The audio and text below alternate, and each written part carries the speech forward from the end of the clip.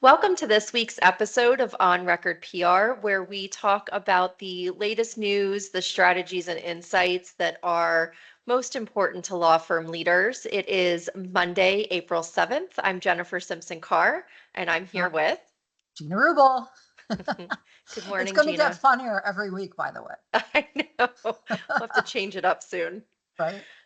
So we are coming to you today to talk about some really insightful information that we learned at Legal Week. And we want to start by acknowledging that we recognize that things might feel heavy today. We recognize the market's down. We recognize that there were series of peaceful protests across the country this weekend, and that we see GCs saying online and we hear them telling us that it is not business as usual.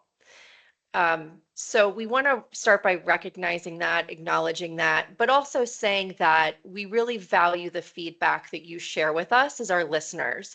And after last week, we received several inquiries from our listeners, and thank you to those who submitted feedback and questions about taking a deeper dive into Legal Week. So you will hear us talk about some of the key themes that came out of a really great session on the future of our industry from a buyer's perspective, from a technology perspective, a client perspective, and we will weave in where we can themes that relate to today's topics. Changing industry? Yes. And we really do. We acknowledge that it's heavy times. We're not sure where certain things are going, but we are going to try to relate each of the themes to what's going on in the marketplace. So there was a great session on the future of the industry. We will not specifically name the individuals. Many of the sessions were closed door. Reporters weren't allowed. They didn't allow recording. But we do want to go through some 5 key themes that came out of this that we think are really important for law firms and clients as they think about collaboration together. So Jen, I want to start asking you, I know one of the themes was about millennial buyers and how they're prioritizing trust and transparency over price. So how are law firms redefining value to meet the expectations of the new generation of legal decision makers? yeah, so this one was interesting. The shift to transparency and less about price we've seen coming. And so what the panelists really talked about was outcomes being the most important. So there are millennial buyers in place. There are millennial buyers up and coming, buyers, purchasers of legal services. And it's not just about, at this point, having a big law firm brand name or being the most affordable option, coming in with the lowest hourly rate, for example. It's really important to this new generation of buyers that there is a true business relationship, that there is trust between the outside counsel and the in-house legal team. And it really revolves around outcomes. And it's interesting because one of the panelists even said, you can present to me as a law firm, you have a $3,000 hourly rate. That's fine. Are the right people doing the work, and what's the outcome that I'm going to expect as a result of paying whatever fees they are, whether it's hourly or project based? And we'll get into some of the kind of fee expectations later in the conversation.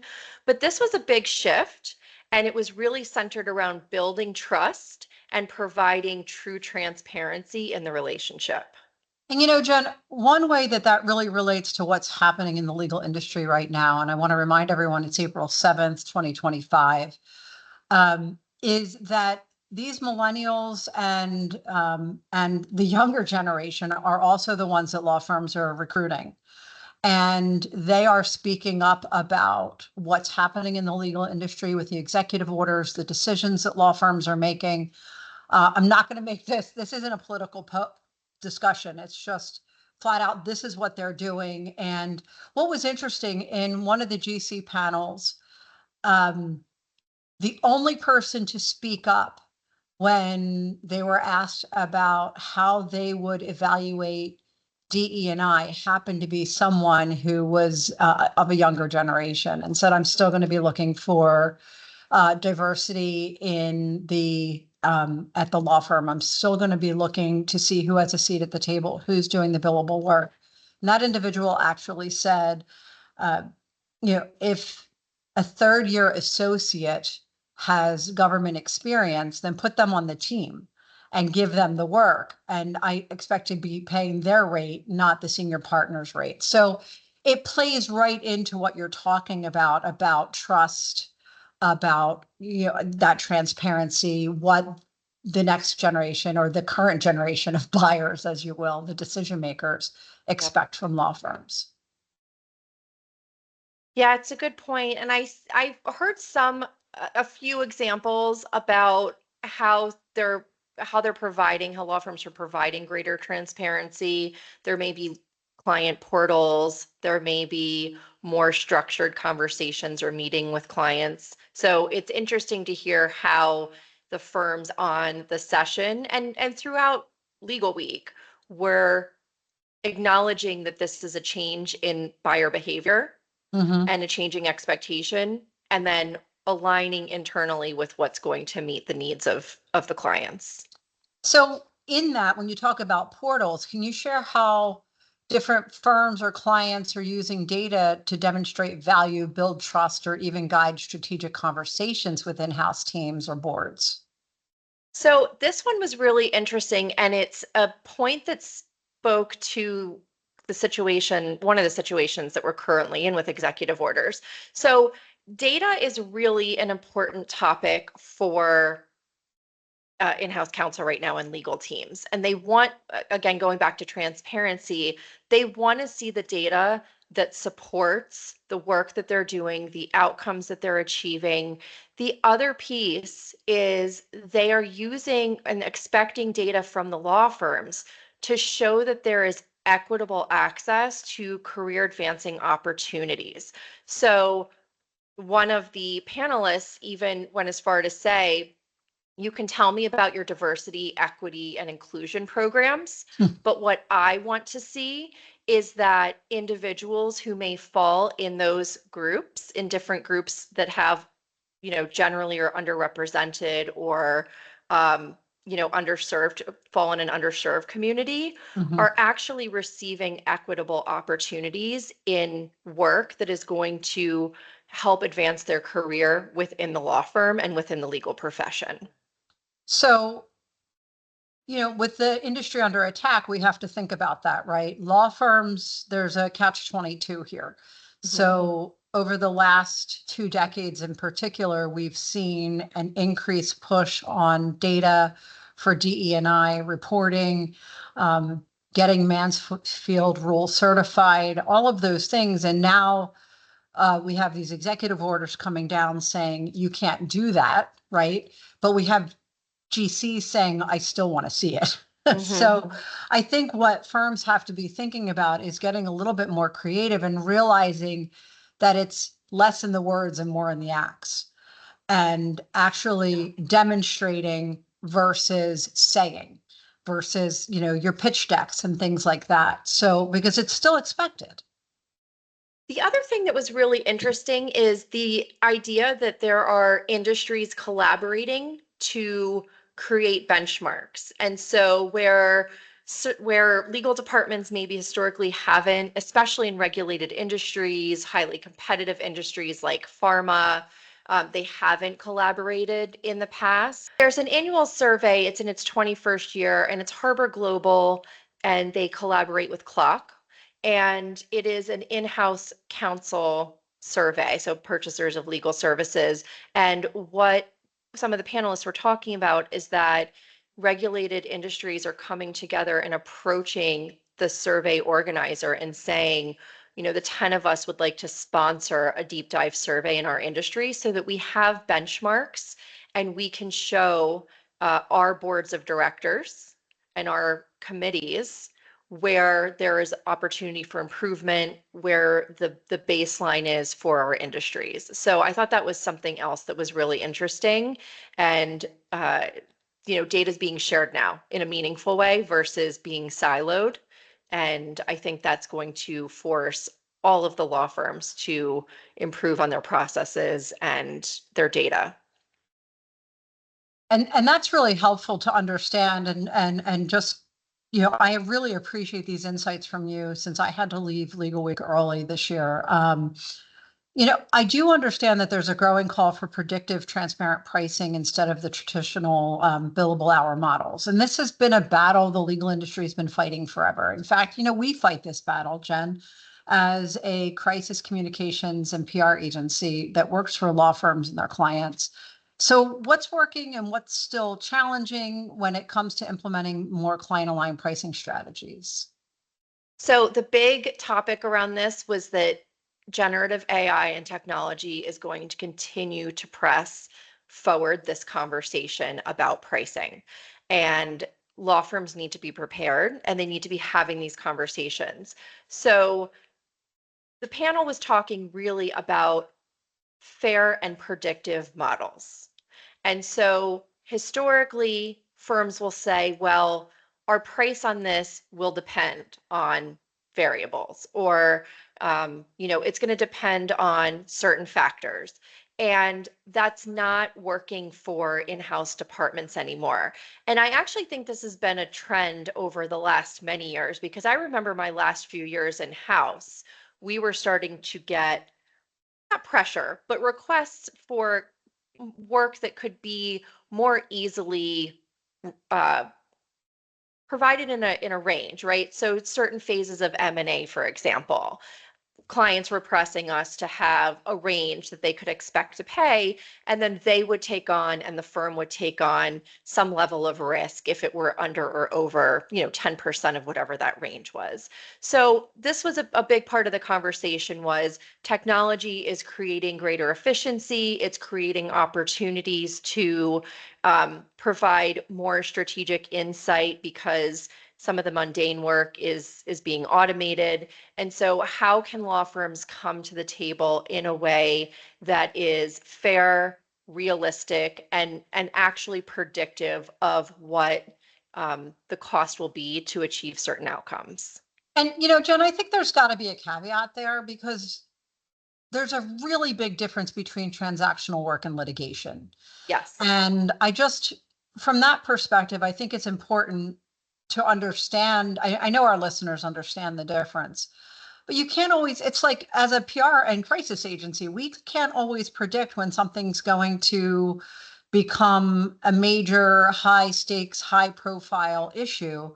And it's going to, where we may have predicted it was going to be 20 hours, it ends up being 100 because, Mhm. and so it's very much like litigation, when we do even litigation communication. So I say that because the more we can do predictable models in the transaction work, I believe the less we'll get pushback on the litigation work. But the other thing is, given what's happening in the industry, we've also been told by GCs that they're going to start taking their litigation from certain firms that have made certain decisions to other ones that are standing for the rule of law. So while I don't think that's going to play out in big ways in the immediate future, it'll be interesting to see how that plays out over the long haul. The other piece this brings up, and it's our fifth point that we'll get to, but part of these kind of this growing demand for transparency and for more predictable pricing it is starting to force firms to incorporate pricing professionals and business development professionals into these conversations where But Jen, I have to stop you, because pricing has nothing to do with marketing. We've heard that over and over and over again from executive committees. And our legal marketing colleagues have heard the same, but isn't pricing one of the key elements of marketing and business development? Yeah, it was interesting to hear. It was interesting to hear the conversation around this, which is for the buyers, right? This new generation, they're happy to have individuals at the table and in these strategic conversations who are not lawyers. And I will say, I didn't say non-lawyers, right? Because you are one of the biggest advocates for that. But business professionals who provide expertise in other ways in the legal community, such as pricing, business development, and these other strategic conversations. And I just want to say this to the lawyers that are listening. I am one of you. And there is a reason why these business professionals need a seat at that table. We really do understand we're talking to the clients. And when I say we, it's because I'm part of the legal marketing community overall. But your CMOs, your CMBDOs, your client relationship managers, they really do understand what the client wants as it relates to pricing. So I implore you, please give them a seat at the table and understand that this is a business industry and the business of law has changed. So, Jen, we're talking about the legal profession and how it's expanding beyond just people with JDs, people who've gone to law school, AKA lawyers. How are forward-thinking firms building multidisciplinary teams, and what new roles do you see shaping the future of legal service delivery? Yeah, so it goes back to what we were just talking about. And it's interesting that, again, the buyers are welcome conversations and welcome individuals into these meetings who do not hold a JD, who are not attorneys, but who are business professionals with expertise in other areas. And so a lot of the conversation evolved around exactly that, which was multidisciplinary teams. So as you're thinking about pricing, as you're thinking about discussing with your general counsel and your legal department what outcomes might be, having a multidisciplinary team as part of that conversation provides a level of diversity of perspective and expertise that one or two individuals who are focused on the practice of law may not be able to bring. And so really what you're doing is you're demonstrating to your clients in this way that you have experts around the firm that you can tap into in key areas that your clients care about. And one of them being pricing and another being expected, you can't guarantee outcomes, but what outcomes might I be able to expect in this scenario? Jen, I remember having a conversation with Catherine Zinn, and she has a seat at the table and she meets with the clients, and so many people are like, what, your firm lets you do that? And here they are having her create the relationships with the clients and then be that go-to, similar to what you do at Furia Rubel. And I remember talking to her, now this is going back, 5 years ago, 6 years ago, and how that was so important, yet we still have so many firms who haven't done that. So I just want to reiterate the importance and that there are firms out there and call out, hi, Catherine. And can I just pick up on something you said earlier, because it struck a chord with me. And if you're listening and you currently call your professional employees staff, or you call them non-attorneys, the last law firm I worked at, I'll give them a shout out, Lowenstein, we were called BSG, Business Services Group. And I will tell you, it was a really proud place to work because people used language that honored the expertise and the professional insight that we had as individuals who are not practicing law. And so if you're listening and you feel like it's a big undertaking to kind of change that narrative internally, it's really not. It's changing the narrative from whatever it is to our business services team or a legal operations team or whatever that language palette is that honors and respects the individuals who are providing great expertise internally but aren't practicing law.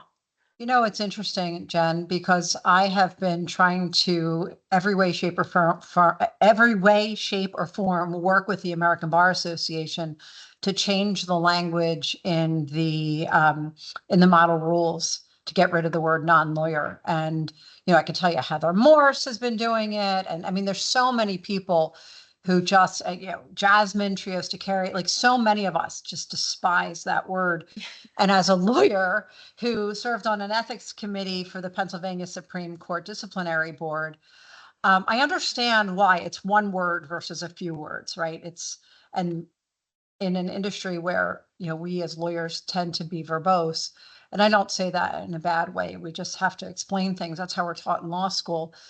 Having a single word for a phrase seems easier. And unfortunately, with the state of the industry right now and everything the ABA is fighting for the rule of law, I think that's going to be put on a back burner, but we can continue to have this grassroots effort of talking to business professionals and lawyers and saying, let's use language that is inclusive of the expertise that people bring to the table. So I just want to say that because now it seems like a battle that is far, far away, given all the Yes. other battles we have to fight. That is true. I feel like I'm talking about Shrek here, far, far away. So anyway, I'm going to ask you one more question, and I know we're going to be out of time. So we know that talent retention remains one of the biggest challenges for firms, especially with mid-level associate attrition, and now with the challenges to the rule of law in the industry. So what practical steps can firms take to address what some call the $1 million problem of associate turnover? Sorry about that. This was really eye-opening for me. And I know when we shared notes with our clients, because we do that, right? As their strategic partners, we share these recaps when they can't be at the conferences where we are. But what we learned in that panel is that they call this the $1 million problem because when a third year associate leaves a firm in the AmLaw 200, it costs $1 million. It costs the firm $1 million between training, client continuity, leadership, recruiting and offboarding and then recruiting to fill the spot. So this is a huge problem and it's a costly problem. So firms need to start being more intentional about how they allocate work. We talked earlier about data and how you can really review the billable hour just to see where work is being distributed and how more sophisticated work or work that sets you up for career advancement is being distributed. But also there is this movement to stop what the panelists called hallway staffing, which is the person next to you, the person across the hall. I know it's changed with COVID and kind of this hybrid work model, but the people that you've developed these close relationships with because you're in close proximity. And to really start thinking as partners and other legal professionals who are assigning the work, being intentional about who it is that you're assigning it to and ensuring that you're providing these opportunities beyond just those few people who may sit near you or you may have the most FaceTime with on Teams or Zoom. And I thought that was really insightful. And it was, again, a call to support diversity, equity, and inclusion in a way that didn't need a formal program. It was a way that all of the individuals assigning work could do it in their day-to-day lives. But you know what, Jen? I think there's got to be some sort of study with actual data as to the loss of profits per partner because of associate attrition, so that the bully attorneys, the bully lawyers, those partners who are big rainmakers and honestly don't care about how they treat other people. And there are those people, let's face it. We all know them. It's not the majority of the industry by any means. But those are some of the people that push out some of the best talent. And if they actually saw how it affected their profits per partner, their bottom line, maybe they would learn to be a little bit more empathetic, a little bit more, provide more mentoring and not say, well, this is the way I was treated. This is what I had to do to get here. Because frankly, what I had to do to get where I am is a lot different than you, and it's going to be a lot different than the next generation. And that's life. That's called evolution. Sure.